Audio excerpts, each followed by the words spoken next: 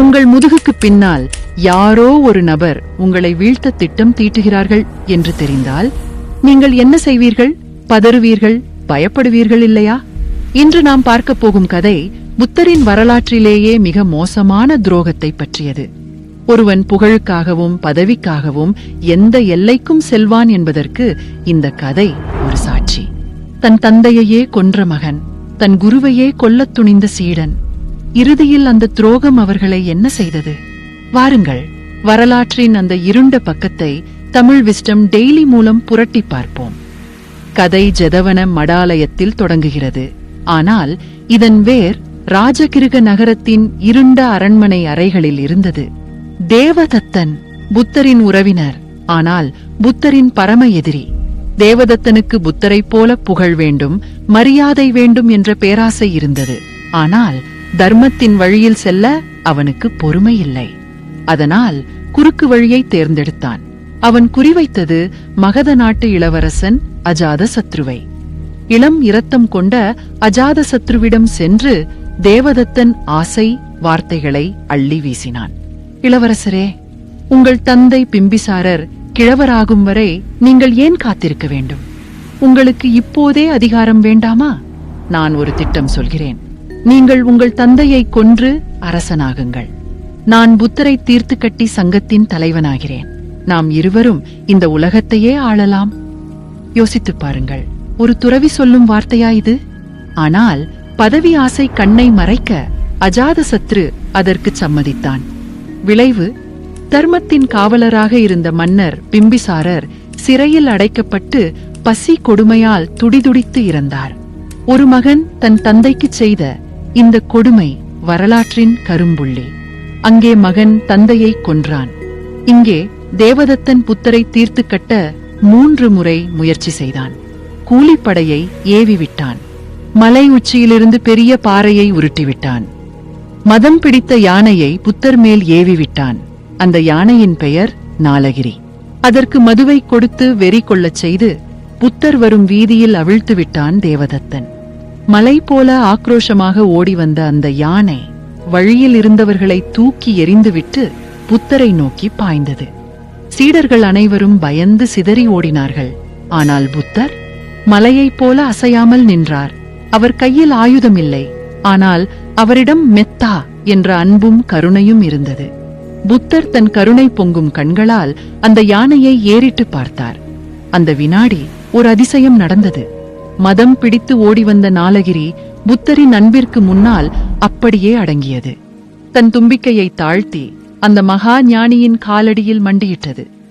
ஆம் நண்பர்களே, ஒரு வன்முறையை விடவும் அன்பிற்கு அதிக வலிமை உண்டு என்பதை புத்தர் அங்கே நிரூபித்தார். தேவதத்தனின் இந்த முயற்சியும் தோல்வியில் முடிந்தது. இந்த செய்திகள் மடாலயத்தில் இருந்த துறவிகளுக்கு தெரிய வந்தது. அவர்கள் பதறிப்போய் புத்தரிடம் பேசிக் கொண்டிருந்தார்கள். பகவானே, தேவதத்தன் எவ்வளவு மோசமானவன், உங்களை கொல்லத் துடிக்கிறானே. அப்போது புத்தர் மிக அமைதியாகச் சொன்னார், துறவிகளே, தேவதத்தன் என்னை கொல்ல முயல்வது இது முதல் முறை அல்ல. பல பிறவிகளாக அவன் இதைத்தான் செய்து கொண்டிருக்கிறான். ஆனால் ஒவ்வொரு முறையும் தோற்றுப் போகிறான் என்று சொல்லிவிட்டு ஒரு சுவாரஸ்யமான முற்பிறவிக் கதையை சொன்னார். முன்பொரு காலத்தில் வாரணாசி காட்டில் நான் ஒரு மானாக பிறந்திருந்தேன். தேவதத்தன் அப்போதும் ஒரு வேடனாக இருந்தான். அந்த வேடன் மிகவும் தந்திரமானவன். மான்கள் வரும் வழியில் ஒரு மரத்தின் மீது பரண் அமைத்து கையில் ஈட்டியுடன் காத்திருந்தான். நான் மான் அந்த வழியாக வந்தேன். ஆனால் எனக்கு ஏதோ சந்தேகம். நான் மரத்தின் அடியில் செல்லாமல் தூரத்திலேயே நின்றேன். வேடன் பார்த்தான். மான் சிக்கவில்லையே என்று யோசித்து மரத்திலிருந்து சில சுவையான பழங்களை பறித்து மானுக்கு முன்னால் வீசினான். மானை ஆசை காட்டி இழுக்க நினைத்தான். ஆனால் அதுதான் அவனுக்கு வினை வைத்தது. மேலிருந்து பழம் விழுவதை பார்த்த மான் உற்று நோக்கியது. பழம் விழுந்த வேகத்தையும் திசையையும் பார்த்தபோது மரத்தின் மேலிருந்து யாரோ போடுகிறார்கள் என்று புரிந்தது.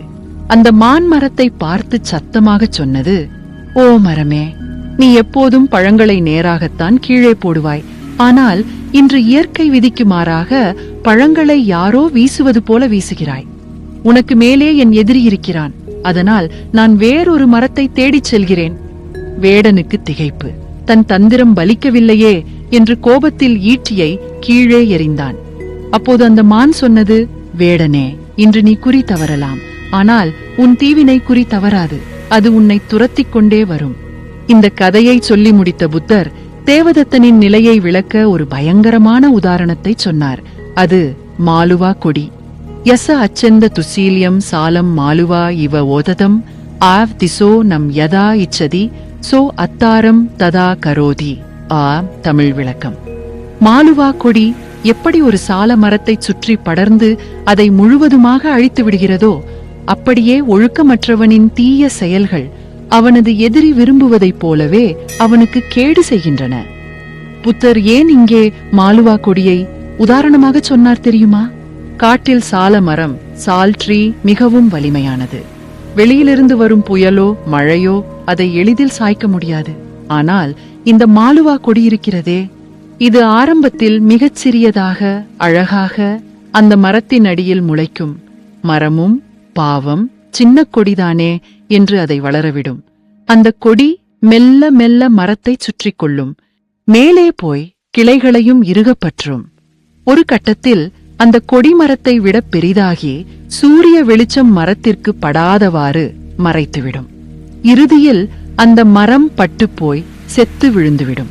கவனியுங்கள், மரத்தை கொன்றது வெளியிலிருந்து வந்த கோடாரி அல்ல, அதை அணைத்துக் கொண்டிருந்த கொடிதான். தேவதத்தனுக்குள்ளும் பொறாமை என்ற மாலுவா கொடி முளைத்தது.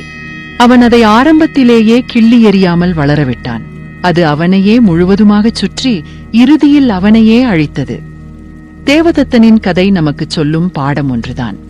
உங்கள் அழிவு உங்கள் எதிரியின் கையில் இல்லை, அது உங்கள் குணத்தில் இருக்கிறது. ஒரு இரும்பு துண்டை யாராலும் அழிக்க முடியாது, ஆனால் அதற்குள்ளிருந்து வரும் துரு ரஸ்ட் அதை அழித்துவிடும். ஒரு மரத்தை யாராலும் அசைக்க முடியாது, ஆனால் அதை சுற்றிய கொடி அதை அழித்துவிடும். ஒரு மனிதனை யாராலும் வீழ்த்த முடியாது, ஆனால் அவன் கொள்ளும் பொறாமையும் தீய எண்ணமும் அவனை வீழ்த்திவிடும். நண்பர்களே, இந்த கதை ஏதோ 2000 ஆண்டுகளுக்கு முன்பு நடந்த ஒரு வரலாற்றுச் சம்பவம் மட்டுமல்ல. இது ஒவ்வொரு நாளும் நம் மனதிற்குள் நடக்கும் ஒரு போராட்டம். இன்றைக்கு உங்கள் மனதை நீங்களே ஒரு கணம் பரிசோதியுங்கள். உங்களுக்குள் ஏதேனும் மாலுவா கொடி வளர்கிறதா? ஒரு சின்ன பொறாமை, ஒரு சிறிய வெறுப்பு, அல்லது பிறர் வளர்ச்சியை பார்த்து ஏற்படும் ஒரு தாழ்வு மனப்பான்மை. இவை அனைத்தும் ஆரம்பத்தில் அழகாக தெரிந்தாலும் ஒரு கட்டத்தில் உங்களையே அழித்துவிடும் நச்சுச் செடிகள். அவற்றை இப்போதே வேரோடு பிடுங்கி எறியுங்கள். இன்றைய நாள் உங்களுக்கான பயிற்சி இதுதான். யார் மீதாவது உங்களுக்கு தீராத கோபமோ வருத்தமோ இருக்கிறதா? அவர்களை மன்னித்து விடுங்கள். நீங்கள் அவர்களை மன்னிப்பது அவர்களுக்காக அல்ல, உங்கள் மன நிம்மதிக்காக. நினைவில் கொள்ளுங்கள், கோபம் என்பது இன்னொருவர் மீது வீசுவதற்காக உங்கள் கையில் வைத்திருக்கும் எரியும் நெருப்புத் துண்டு. அது முதலில் சுடுவது உங்கள் கையைத்தான். அந்த நெருப்பை இப்போதே கீழே போடுங்கள். உங்கள் கை குளிரட்டும், மனம் அமைதி பெறட்டும். தீமை தன்னைத்தானே அழிக்கும் என்றால் நன்மை தன்னைத்தானே காக்கும். நாம் எப்போதுமே நன்மையின் பக்கம் நிற்போம். உங்களுக்குள் இருக்கும் அந்த பாரத்தை இறக்கி வைக்க தயாராக இருந்தால் கமெண்ட்ஸில் டிராப் தி கோல், நெருப்பை கீழே போடு என்று பதிவிடுங்கள். உங்கள் மனமாற்றத்திற்கான முதல் படியாக இது இருக்கட்டும். தமிழ் விஸ்டம் டெய்லியின் இந்த பயணம் உங்களை செதுக்கிக் கொண்டே இருக்கும். அடுத்த பாகத்தில் உங்களை சந்திக்கிறேன். நன்றி, வணக்கம்.